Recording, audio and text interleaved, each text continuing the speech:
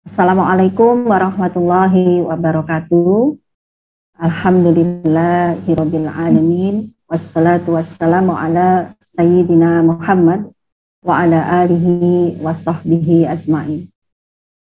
Ibu-ibu yang dirahmati Allah, pagi ini kita sebagai perempuan ini diskusi masalah yang bisa dikatakan sensitif ya. Sensitif karena ini ya rata-rata yang hadir di forum kita pagi ini ya bekerja semua ya, bekerja semua. Nah, kemudian ini kita membahas tentang pemberdayaan perempuan dengan dua pilihan kata. Ini sebetulnya apakah solusi terhadap situasi sekarang, ataukah justru ini serangan terhadap Islam dan secara khusus adalah bentuk eksploitasi atau pemanfaatan perempuan untuk kepentingan tertentu. Nah, jadi artinya nanti kita lebih detail ingin menganalisis sebetulnya ini ada kepentingan siapa. Betulkah untuk kepentingan kita program ini dijalankan untuk kepentingan anak-anak kita atau sebetulnya untuk kepentingan siapa? Nah, itu pertanyaan besar yang akan coba kita bicarakan bersama-sama ibu-ibu yang dirahmati Allah. Slide. Kalau membahas tentang perempuan diberdayakan secara ekonomi, pindah ke slide berikutnya, Mbak. Maka pasti berkaitan dengan situasi yang sulit di tengah-tengah masyarakat. Seringkali program untuk memberdayakan ekonomi perempuan itu dikaitkan dengan aspek kesejahteraan, dikaitkan dengan aspek kebutuhan keuangan di dalam rumah tangga. Apalagi kalau ibu-ibu perhatikan kan memang di periode ini, periode pasca pandemi itu dunia masuk dalam situasi resesi. Nanti akan saya tambahkan meskipun belum dituliskan, ada juga persoalan energi secara khusus di Indonesia yang akan dinaikkan harganya. Nah, secara keseluruhan dunia itu dalam kondisi mengalami resesi sehingga dikatakan resesi global. Slide lanjut, Mbak. Dalam situasi resesi global, maka problemnya itu berpadu antara krisis pangan, krisis energi dengan krisis keuangan negara. Nah, krisis pangan itu ditandai dengan ke slide berikutnya, Mbak. Krisis pangan itu ditandai dengan mahalnya harga pangan.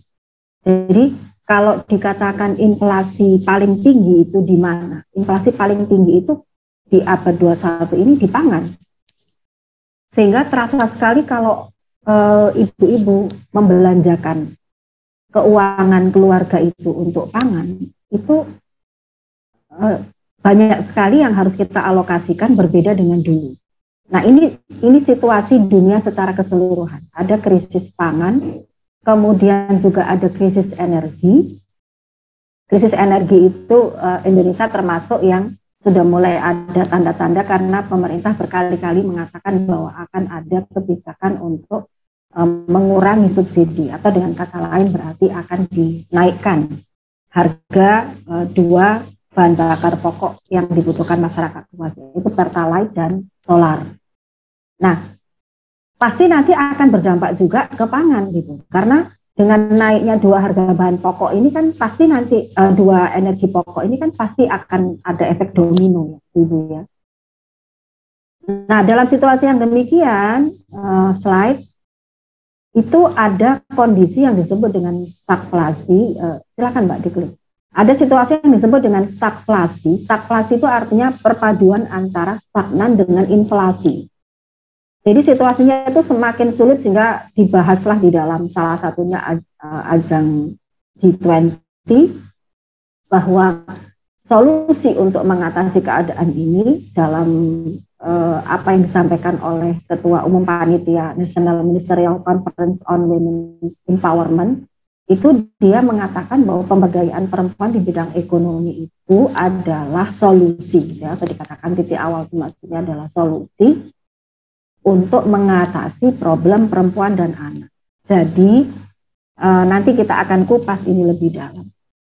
Solusi yang ditawarkan untuk mengatasi kesulitan-kesulitan ekonomi yang dialami oleh keluarga itu dengan memberdayakan perempuan. Bahkan kalau kita baca dalam beberapa dokumen yang dikeluarkan oleh PBB itu dikatakan begini, kita akan kritisi itu Ibu-Ibu ya.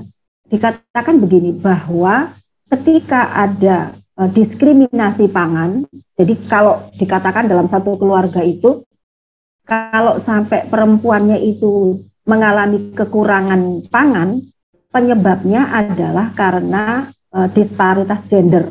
Itu luar biasa analisisnya ya.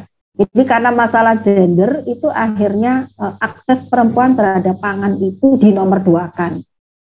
Akses perempuan terhadap aset itu dinomorduakan. Itu karena gendernya. Nah, sehingga kemudian supaya perempuan itu bisa mengakses pangan dengan adil, maka solusi yang ditawarkan oleh PBB dan semua lembaga dunia hari ini, termasuk yang dikampanyekan oleh negara Amerika dan Eropa, itu adalah woman empowerment-nya itu terutama dalam aspek ekonomi. Jadi pemberdayaan perempuannya itu lebih spesifik lagi adalah dengan dalam tanda petik ya, dipekerjakan. Jadi perempuan kalau bekerja maka dia nggak akan mengalami diskriminasi. Nah, betulkah itu? Itu yang akan kita bicarakan bersama. Slide Mbak, silakan. Kalau kita bandingkan ya Ibu-Ibu ya, tentu kan menganalisis sesuatu ya memang ada pembandingnya. Kalau kita katakan itu baik atau kita katakan itu buruk, ya kan berarti ada parameter yang kita pakai. Nah, situasi sekarang ini yang dialami oleh mau perempuan muslim atau perempuan non-muslim itu menunjukkan kegagalan peradaban sekuler. Kenapa kita sebut sebagai peradaban sekuler? Karena peradabannya tidak menggunakan aturan yang berasal dari al-Khaliq, dari pencipta. Itu namanya peradaban sekuler. Peradaban sekuler ini menunjukkan potret yang sangat jelas bahwa perempuan menanggung beban berat. Perempuan itu bisa dikatakan sengsara, gitu ya. Sengsara ketika mereka hidup dalam peradaban sekuler. Contoh terakhir yang tadi kita bahas itu. Ketika dunia mengalami berbagai krisis, maka beban berat semakin banyak yang ditanggung oleh para perempuan. Kita bandingkan, slide Mbak. Kita bandingkan dengan apakah ada sebuah kehidupan di tengah-tengah peradaban manusia yang perempuannya itu nyaman kehidupannya. Nah, kalau dikatakan dalam peradaban hari ini itu tadi ya, dalam salah satunya dalam G20, dalam event G20, pertemuan dari berbagai negara dalam yang dituan rumai oleh Indonesia itu, apakah itu akan menyelesaikan problem perempuan? Apakah betul karena itu peduli dengan perempuan? Kita lihat di sini. Salah satu argumen yang saya tampilkan adalah pernyataan dari Hillary Clinton, karena dia adalah salah satu penggagas dari program ini. Yang sebelum nanti kita baca kalimat yang dia utarakan itu, saya ingin garis bawahi dulu dalam slide yang tampil ini, ibu-ibu yang dirahmati Allah, bahwa program pemberdayaan ekonomi perempuan itu sejatinya adalah program yang sebetulnya tidak ada pedulinya sebenarnya dengan perempuan. Kalaupun diberikan solusi perempuan dipekerjakan itu bukan karena mereka peduli dengan nasib anak-anak para perempuan ini atau peduli dengan kesejahteraan para perempuan ini. Namun apa di balik itu? Ketika direkomendasikan perempuan itu harus masuk ke dalam dunia kerja, itu semata-mata untuk kepentingan finansial dari negara. Kepentingan finansial dari negara dengan perhitungan-perhitungan meningkatkan angka pertumbuhan ekonomi, meningkatkan angka gross national product, Yang itu tentu memang akan lebih besar capaiannya kalau tidak hanya laki-laki yang masuk dalam dunia kerja. Tapi angka pertumbuhan ekonomi negara itu akan lebih tinggi capaiannya ketika semua rakyat, apakah dia perempuan ataukah laki-laki, itu dimasukkan gitu ya dalam dunia kerja. Dia katakan dalam pertemuan yang ini cukup lama, pada saat konferensi di Peru, pembatasan partisipasi ekonomi perempuan itu membuat kita, nah itu ibu-ibu ya kalimatnya, membuat kita, berarti mereka kan, membuat kita kehilangan banyak sekali angka pertumbuhan ekonomi dan membuat kita ya berarti kan negara maju dalam hal ini, kehilangan pendapatan. Kalau dihitung, berarti mereka juga sudah melakukan riset secara khusus.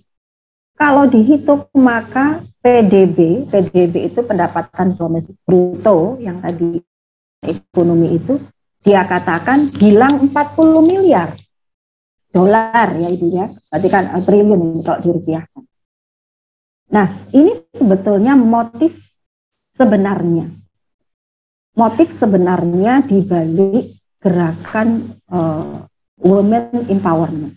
Kenapa perempuan itu diberdayakan secara ekonomi? Ada kepentingan tidak ingin mengalami kerugian, karena berarti mereka melihat, oh perempuan kalau nggak diberdayakan kan jadi kehilangan sekian uang ini negara ini. Makanya kemudian saya highlight di situ, narasi ini sebetulnya upaya untuk mempekerjakan perempuan sebetulnya tidak ada kaitannya dengan karena mereka peduli dengan anak-anak muslim, mereka peduli dengan kesejahteraan perempuan muslim, mereka ingin perempuan muslim itu nyaman, sama sekali tidak ada kaitannya dengan itu. Makanya kemudian saya sebut dengan ini adalah satu narasi yang menipu kaum perempuan. Kalau dikatakan bahwa gerakan ini adalah dalam rangka menyelesaikan persoalan kesejahteraan mereka. Nah, kita bandingkan sekarang ya Ibu ya, kita bandingkan dengan regulasi yang lain. Regulasi yang lain ini kalau di dunia itu ya kalau nggak sekuler ya pasti Islam. Kalau satunya sekuler, pilihan lainnya ya pasti Islam. Kalau misalnya Ibu tanya, kenapa Islam, kenapa tidak Kristen? Ya karena memang satu-satunya regulasi yang sangat lengkap mengatur gerak hidup manusia ya hanya Islam saja, dan sudah pernah dipraktekkan dalam sebuah negara yang menerapkan syariat Islam secara kafah. Dimulai dari Rasulullah dulu membangun negara Islam di Madinah, kemudian dilanjutkan dengan para sahabat beliau menggantikan posisi kepala negara, disebut dengan khalifah. Nah, ini ada satu catatan, kita mulai dari pembahasan tentang perkataan salah seorang sahabat Nabi kita, yang bernama Abdullah bin Abbas.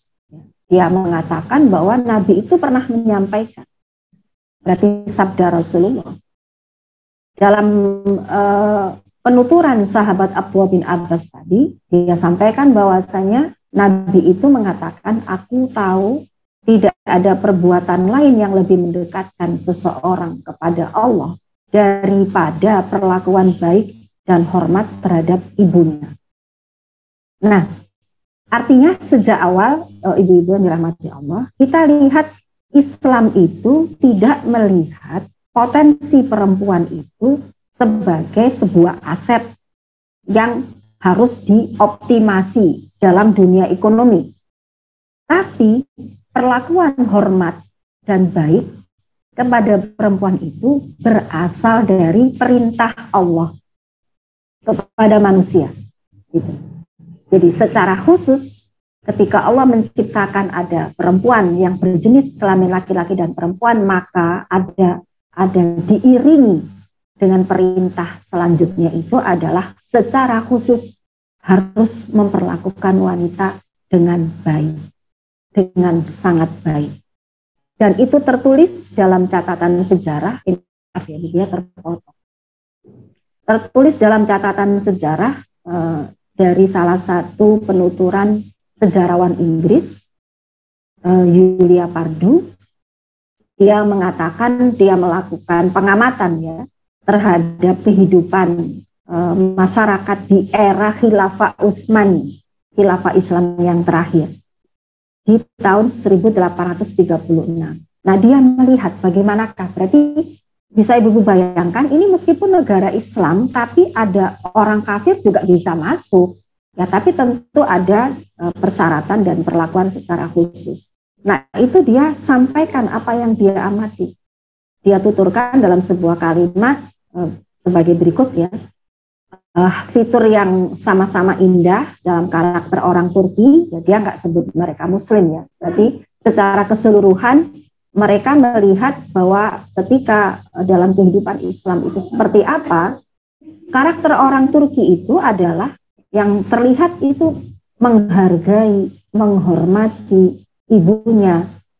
Ibu itu adalah tempat dia mencurahkan kegundahannya, isi hatinya, kegalauannya ya, konsultasinya, penghormatan dan penghargaannya, dan bahkan setelah wafat pun itu masih ya ada satu kesedihan yang sangat mendalam dengan perginya seorang ibu. Nah, ini adalah sebuah potret. Coba ibu-ibu kita coba kenali fakta ini dengan lebih dekat. Ini adalah sebuah kehidupan di mana sama sekali tidak ada regulasi perempuannya itu diperintahkan bekerja di dalam Islam itu. Tapi bekerja itu memang pilihan. Artinya juga harus kita pahami dengan betul, bukan berarti nggak boleh bekerja, gitu ya. Tapi bekerja itu betul-betul pilihan. Kalau mau ya dilakukan, kalau tidak ya nggak apa-apa juga, nggak ada kebutuhan. Jadi tidak pernah ada situasi mau nggak mau harus bekerja, itu nggak pernah dalam situasi begitu. Kenapa? Sekilas saya tambahkan, sekalipun tidak tertulis. Karena regulasi masalah penafkahan di dalam peradaban Islam atau negara khilafah Islam itu diwajibkan hanya kepada laki-laki. Perempuan itu punya hak finansial mulai dari dia dilahirkan sampai dengan dia mati. Jadi dia sekalipun tidak pernah bekerja pun hak finansialnya itu akan tercukupi. Nah, kita bisa lihat dalam catatan berikutnya. Ada catatan yang kedua itu tentang bagaimana perempuan mendapatkan hak-haknya di dalam negara khilafah Islam. Ini catatan dari Di Asen. Di Asen ini seorang perempuan Armenia yang dia itu bisa menuliskan karena dia tinggal di dalam negara khilafah Islam itu karena dia menjadi orang yang bekerja di kedutaan besar Swedia selama abad ke-18. Nah, dia menulis apa yang dia lihat tentang khilafah Utsmani. Siapapun yang berperilaku buruk terhadap perempuan, tidak peduli posisinya atau agamanya, jadi mau pejabat, mau rakyat biasa, ataupun agamanya dia mau non-muslim atau muslim, semuanya itu tidak peduli apapun itu, posisi atau agamanya, maka tidak akan bisa lolos dari hukuman kalau dia berperilaku buruk terhadap perempuan. Karena agama memerintahkan perempuan harus dihormati. Untuk alasan ini polisi dan hakim menangani dengan sangat baik. Nah, kita lihat apa yang dipotret oleh wanita kafir ya ini. Dia ini wanita non-muslim. Memotret apa yang dia lihat dalam kehidupan negara khilafah Turki Utsmani. Sekalipun perempuan itu tidak memiliki pendapatan, kan tadi memang tidak diwajibkan untuk bekerja, tapi dia selalu dinafkahi, maka penghormatannya itu tidak hilang. Karena tadi berawal dari filosofi yang diajarkan oleh Allah dan Rasulnya. Dan kalau sampai ada, ya mungkin misalnya bahkan kalau Nabi itu mengatakan menyuli itu. Jadi mengeluarkan sebuah suara gitu ya, seperti bersiul, itu kan melecehkan ya, melecehkan kehormatan. Itu saja bisa diperkarakan di pengadilan, apalagi memegang, apalagi memukul ya, lebih-lebih lagi, bahkan mungkin sampai membunuh. Masya Allah, itu nggak ada fakta begitu. Karena tadi sekedar mengeluarkan sebuah siulan saja, itu bisa dibawa ke pengadilan. Jadi perempuan bisa menuntut dan akan diberikan hukuman yang keras. Nah, yang terakhir tentang yang tadi masalah finansial, coba kita lihat slide berikutnya. Satu penelitian ini dilakukan di tahun 1970, jadi memang sudah hilang ya ibu-ibu ya. negara khilafahnya itu sudah berhasil dihancurkan oleh Inggris Raya 1924. Nah, tapi riset ini masih terus dilakukan dan salah satunya dilakukan oleh Jennings. Dia adalah profesor sejarah di Amerika tahun 1970. Dia melakukan riset terhadap 10.000 catatan pengadilan Turki Utsmani di abad 17. Dari riset yang diadakan terhadap 10.000 catatan pengadilan Turki Utsmani itu, Jennings menyimpulkan, mengungkapkan bahwa para perempuan di dalam peradaban Islam itu, khususnya di era Turki Utsmani itu, menggunakan pengadilan secara teratur untuk mempertahankan hak pribadi mereka, hak milik mereka. Nah, satu tambahan, ibu-ibu, kalau bicara pengadilan digunakan teratur itu memang bebas biaya. Jadi kalau di dalam sistem negara khilafah itu menggunakan hak-hak dia dalam pengadilan ini tidak ada pungutan biaya kalau di dalam regulasi negara khilafah Islam. Sehingga tadi mulai dari yang misalnya ketika dia punya suami tapi tidak menafkahi dengan lengkap, dengan sempurna, itu bahkan pernah terjadi ya di masa Nabi, istrinya Abu Sufyan.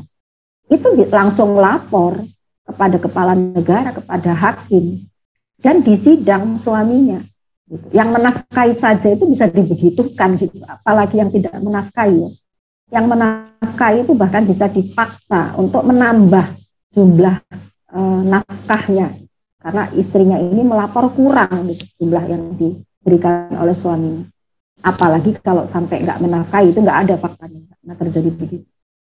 Nah, kita lihat dari potret-potret ini, Ibu, apa yang ingin kita simpulkan, bahwa dalam peradaban Islam itu indikator kemuliaan kesejahteraan itu tidak garis lurus dengan kontribusi ekonomi. Artinya perempuan itu dimuliakan bukan karena dia menghasilkan uang. Perempuan itu dihormati bukan karena dia memberikan income terhadap keluarga, tapi karena memang ada perintah langsung dari Allah dan Rasulullah. Dan itu sudah berjalan selama ratusan abad ya dalam peradaban Islam. Nah, rahasianya di mana? Kita ke slide berikutnya, silakan. Bisa jadi kan salah satu alasan yang dikemukakan oleh sistem hari ini ya, sistem sekuler hari ini, kenapa mereka meminta perempuan bekerja? Itu karena tidak mampu keuangan negara itu. Bahkan tadi kalau di dalam peradaban Islam itu kan, kalau ada seorang perempuan yang dia tidak memiliki ayah, misalnya ayahnya sudah wafat, atau dia tidak memiliki suami, misalnya bercerai gitu ya, atau suami juga sudah wafat, kemudian anak-anaknya misalnya tidak ada laki-laki yang balik, tidak punya kerabat yang laki-laki atau punya kerabat tapi tidak mampu, dia dinafkahi negara. Aisyah, salah seorang istri Nabi, itu setiap minggu mendapatkan sekitar 7 juta ya, dari masa Khalifah Ali bin Abi Thalib. Termasuk juga perempuan yang lain, bukan hanya istri Nabi ya. Jadi siapapun wanita yang kalau setelah ditelusuri dari garis nasabnya itu tidak ada perempuan, tidak ada laki-laki yang mampu menafkahi dia, maka dia menjadi tanggungan Baitul Mal. Nah, itu kalau dalam Islam. Dan tidak pernah itu ya Baitul Mal kemudian mengatakan Baitul Mal jebol gitu ya, karena kebanyakan menafkahi perempuan gitu. Tidak pernah ada kalimat begitu. Sementara hari ini saja yang untuk menyalurkan BBM yang sebetulnya itu kalau dalam Islam kan miliknya rakyat, itu negara sudah banyak keluh kesahnya gitu. Nah, bagaimanakah pengaturan keuangan negara di dalam Islam sehingga Baitul Mal ini menjadi sebuah tempat yang memberikan pos pemasukan yang besar, sehingga tadi mampu untuk menafkahi para perempuan ketika tidak ada laki-laki yang bisa menanggung dia. Kalau ada, maka strategi negara adalah mewajibkan laki-laki bekerja kalau ada laki-lakinya. Tapi kalau tidak ada, maka masuk dalam catatan administrasi negara. Kita lihat lebih detail, silakan Mbak ke slide selanjutnya. Kita kenali Islam dengan lebih baik. Bagaimanakah caranya Islam mengatur sehingga keuangan negara itu mampu mengurusi perempuan dengan sangat baik, yang tadi sudah terpotret dalam catatan sejarah oleh wanita-wanita non-muslim tadi. Kita secara khusus lihat yang Baitul Mal ya Ibu ya, dari bagan ini kan ada banyak sekali sistem yang lain, tapi kita kali ini secara khusus kita mengkaji tentang yang potret Baitul Mal. Jadi kalau Ibu lihat itu ada di atas ya, di atas itu ada satu kotak di baris ketiga yang disebut dengan Baitul Mal. Nah, Baitul Mal ini berbeda dengan APBN, tapi kalau mau dikatakan semacam ya, regulasinya semacam itu, tapi berbeda sekali sebetulnya ya. Sistem keuangan negara yang dia dibawa arrangement langsung dari khalifah, jadi bukan seperti APBN yang itu ada eksekutif, ada legislatif, itu juga ngatur-ngatur APBN gitu ya. Kalau dalam Islam itu Baitul Malnya ada di bawah arrangement dari khalifah, tapi khalifah itu hanya boleh mengatur pendapatan dan pengeluarannya menggunakan aturan syariat. Jadi nggak boleh bikin aturan sendiri gitu. Tidak boleh bikin aturan main sendiri, ngatur Baitul Mal. Nah, seperti apa? Silakan Mbak sampaikan. Dalam Baitul Mal yang diatur dalam syariat itu sudah diatur apa yang menjadi pos pemasukan dan apa yang menjadi pos pengeluaran. Kita spesifik untuk kali ini membahas yang pos pemasukan ya Ibu, karena tadi kita mau melihat dari mana sebetulnya itu sehingga Baitul Malnya bisa punya dana untuk tadi ya bahkan bisa menafkahi perempuan-perempuan yang dia tidak ada laki-lakinya yang mampu menafkahi, sehingga tidak pernah ada perintah dari negara untuk perempuan atau program dari negara agar perempuan bekerja, itu nggak ada. Ya silahkan saja kalau mau, termasuk sekolah setinggi-tingginya pun kemudian mau apa mau silahkan, terserah itu perempuan maunya bagaimana. Nah, dalam pengaturan penerimaan itu ada 3 pos utama, pos fa'i khoraj, pos kepemilikan umum, dan pos zakat. Nah, saya bahas mulai dari yang paling bawah, zakatnya itu zakat mal.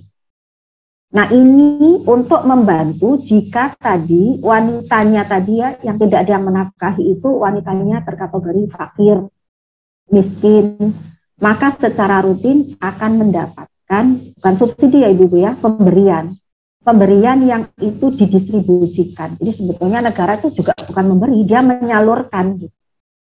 Menyalurkan zakat mal. Jadi zakat malnya itu masuk ke negara dari pertanian, dari perdagangan, dari peternakan ya, dari emas dan perak, uang itu masuk ke negara, kemudian disalurkanlah oleh negara. Nah, salah satunya yang berhak mendapatkan tadi adalah fakir dan miskin. Karena zakat jadi hanya untuk 8 kelompok saja. Tidak boleh dipakai untuk jalan, jembatan, dan lain-lain. Di surat At-Taubah untuk 8 kelompok itu. Nah, jika perempuannya itu miskin, maka tidak ada perintah, oh harus kerja nih perempuan supaya sejahtera. Tidak. Maka dia akan tercatat menjadi salah satu penerima zakat mal secara rutin. Nah, kalau hari ini mungkin nanti lebih gampang lagi karena bisa pakai program aplikasi tercatat begitu, kemudian nanti dia setiap pekannya, bukan bulanan ya, kalau di dalam peradaban Islam itu pembagiannya setiap pekan, jadi 1 minggu itu dibagikan, maka akan ditunjuk tempat-tempat secara khusus dia bisa mengambil zakat mal hak dia itu di situ. Nah, yang kedua kita ke atasnya Ibu ya, ada pos kepemilikan umum. Ini strategi negara adalah semua aset sumber daya alam dimiliki, bukan dimilikinya itu oleh negara atau oleh individu, tapi dimilikinya itu oleh rakyat, sebagaimana hadis al-muslimuna syuraka'u fi salas.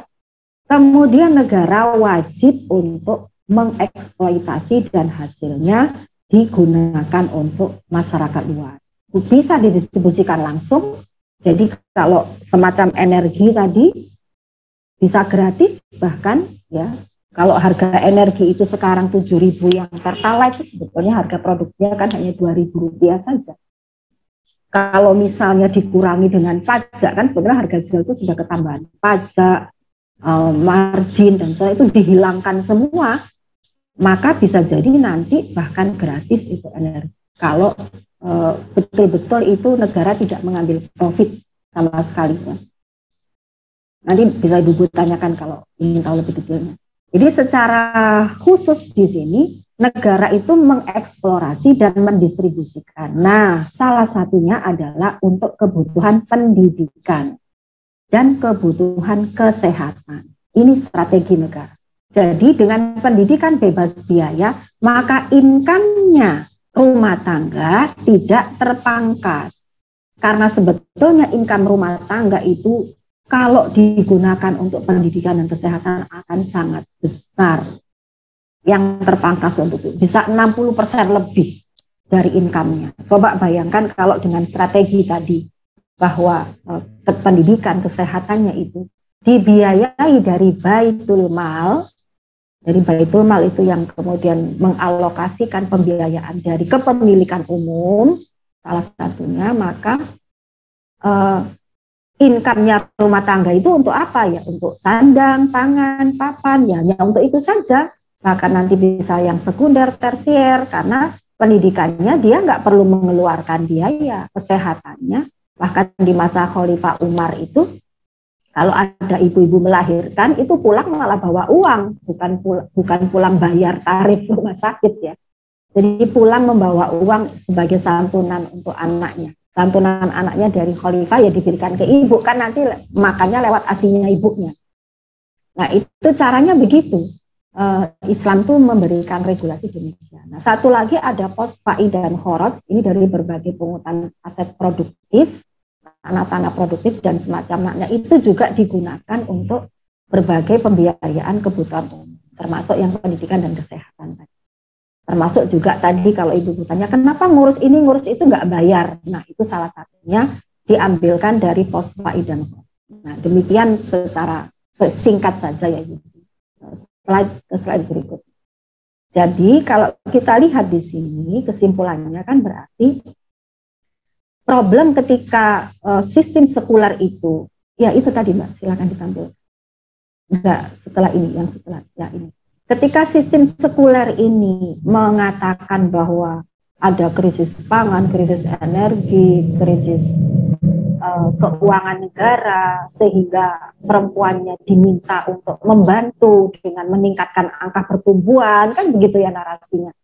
Itu sebetulnya bukti yang sangat nyata bahwa sistemnya gagal menyejahterakan perempuan. Karena Islam tadi kan sudah terbukti, bisa perempuan itu hidup nyaman, sekalipun mereka itu nggak dipaksa-paksa untuk bekerja. Ya kalau mau, kalau suka ya silahkan gitu ya, masuk ke dunia kerja. Banyak juga itu kalau di dalam peradaban Islam yang menjadi peneliti, yang menjadi dokter, tapi itu pilihan bagi dia. Dan dia juga bisa mengatur waktunya sesuai dengan ritme tugas pokoknya yang dikedepankan. Jadi kalaupun berbenturan, maka dia punya satu kelonggaran secara khusus bagi perempuan. Nah, sehingga rekomendasinya, ini pembahasan terakhir, rekomendasinya situasi hari ini itu solusinya bukan dengan mempekerjakan perempuan. Mengapa? Karena tidak ada bukti bahwa kalau perempuan dipekerjakan itu ujung-ujungnya bisa nyaman, bisa sejahtera. Kenapa? Karena problemnya bukan di situ. Problem krisis pangan, energi, resesi global itu penyebabnya bukan karena perempuan tidak diberdayakan, tapi penyebabnya adalah karena sistem yang dijalankan hari ini itu memang terbukti tidak berhasil menyejahterakan semua umat manusia. Nah, dan kalau kita urai, maka rekomendasinya adalah bagaimana yang akan kita bahas ini. Yang pertama, kenapa negeri-negeri kaum muslimin itu mengalami kemiskinan yang parah, keuangannya bahkan tadi kepala negaranya berkali-kali menyampaikan akan jebol begitu ya. Itu karena terbelit hutang. Hutang yang sangat besar yang diberikan, dan itu hutang ribawi, sehingga kalau kita bicara APBN itu 2.000 triliun pemasukannya, bayar bunga utangnya saja Indonesia itu sudah 1/4 dari APBN. Bunga utang Indonesia itu 500 triliun dibayarkan setiap tahun, belum termasuk pokok. Pokoknya belum dibayar, baru membayar bunga utangnya saja itu sudah 1/4 dari APBN terserap.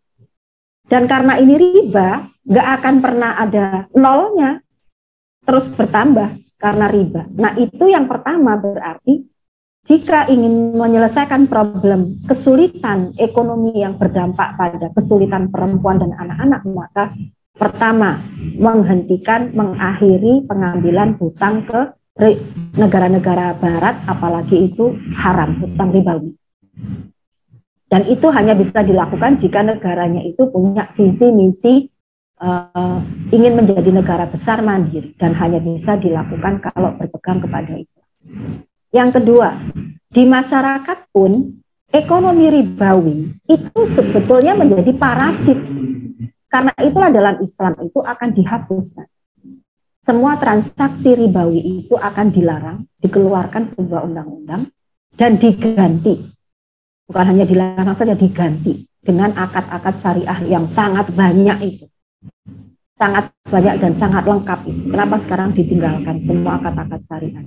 Nah, yang ketiga, untuk menyelesaikan problem krisis resesi global hari ini, maka caranya adalah dengan menata ulang semua mekanisme kegiatan ekonomi di dalam negara. Mulai dari dilarang ikhtikar. Ikhtikar itu menimbun. Jadi para pedagang yang dia melakukan tindakan-tindakan manipulatif, tindakan-tindakan kecurangan, maka akan mendapatkan sanksi yang tegas. Karena itu menimbulkan kekacauan ekonomi, menaikkan harga. Ditambah lagi dengan yang keempat, memang bentuk mata uangnya itu mata uang yang mengandung toksik.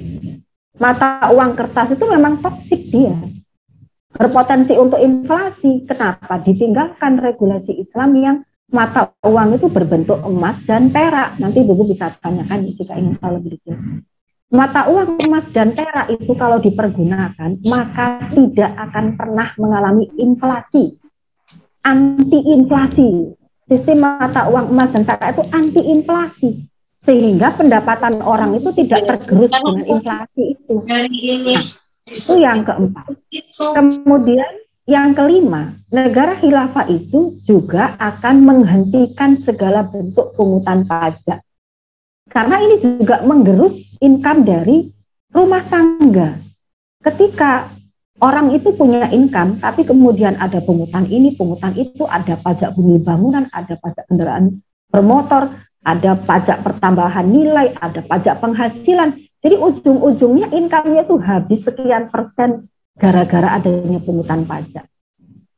Sementara di dalam Islam itu sudah lama sekali Rasul kita menyampaikan pajak itu hukumnya haram. Dan sudah pernah kita bahas Ibu ya dalam kelas ekonomi ya. Pajak itu hukumnya haram. Apalagi kemudian dijadikan pungutan negara secara rutin, ya nggak akan pernah ada keberkahan. Kalau kemudian pemasukan negara itu berasal dari pungutan-pungutan yang haram. Nah, yang keenam, sumber daya alam milik umum. Nah, ini yang lagi ramai Ibu ya, mau menaikkan solar dan pertalite tadi. Sumber daya alam milik umum itu tidak boleh diklaim sebagai milik negara, apalagi kemudian diprivatisasi. Kalau ditanya bagaimana hukumnya privatisasi, haram hukumnya di dalam Islam. Kenapa? Karena berarti menyalahi hadis Rasulullah yang menjelaskan kepada kita bahwa sumber daya alam itu milik masyarakat.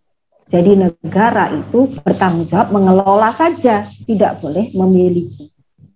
Nah, yang terakhir, untuk menyelesaikan resesi global krisis, berbagai krisis yang terjadi, maka negara akan mengatur ulang, negara khilafah akan mengatur ulang tentang kepemilikan lahan. Jadi tidak boleh orang hanya menumpuk-numpuk lahan saja, sementara yang ingin bekerja dia malah tidak punya lahan. Banyak sekali petani hari ini tidak bisa lagi dia bercocok tanam karena lahannya dirampas. Karena tidak punya sertifikat dan segala macam hal yang sebetulnya kalau dalam Islam, siapa yang dia itu melakukan upaya memproduktivitaskan lahan, maka dia sebetulnya adalah pemiliknya. Untuk penutup pengantar diskusi kita, Ibu-ibu, jadi kalau kita bandingkan tadi bahwa apa yang telah diajarkan oleh Islam dan dipraktekkan, ya, ketika regulasi Islam dijalankan, ekonominya diatur dengan syariat Islam, keuangan negaranya, bahkan tadi Baitul Mal ya, sistem semacam APBN-nya itu menggunakan yang diajarkan oleh Islam, maka tidak perlu ada program yang memaksa perempuan bekerja. Karena perempuan bekerja itu kalau di dalam regulasi, di dalam banyak ayat, dalam hadis, itu pilihan. Tidak boleh dipaksa-paksa, itu pilihan. Jadi kalau dia bisa mengatur waktunya dengan baik, tugas utamanya dia bisa dia jalankan dengan baik, ya boleh bagi wanita melakukannya dengan berbagai regulasi yang negara itu tetap memperhatikan kehormatan. Jadi justru negara itu mengatur dengan cermat ketika dia masuk dalam ruang publik, maka dia tetap terjaga kehormatan, kemuliaannya sebagai seorang perempuan. Itu pandangan khusus Islam terhadap perempuan yang tidak dimiliki oleh peradaban manapun. Nah, mungkin ibu-ibu saya tampilkan slide ini karena bisa jadi ada yang berpikir begini, nah itu kan nanti kalau Islamnya sudah dipakai, nah itu PR besar kita ya ibu-ibu. Kenapa kemudian kita bicara nanti? Kan sebetulnya ini adalah perintah dari Allah yang harusnya sudah kita jalani. Harusnya begitu kita lahir, begitu kita balik, menstruasi yang pertama kali dulu, begitu buku catatan amal kita dibuka oleh malaikat dan dicatat semua apapun yang kita kerjakan, kita katakan, kita perbuat, itu harusnya kita hidup dengan aturan Islam. Pada saat kita tidak hidup dengan aturan Islam, maka buku kita penuh dengan catatan, kita terpaksa begini, terpaksa begitu, terpaksa melanggar hukum ini, terpaksa mendiamkan pelanggaran hukum Allah yang itu, dan kita semua nanti tidak akan lepas dari pertanggungjawaban masing-masing.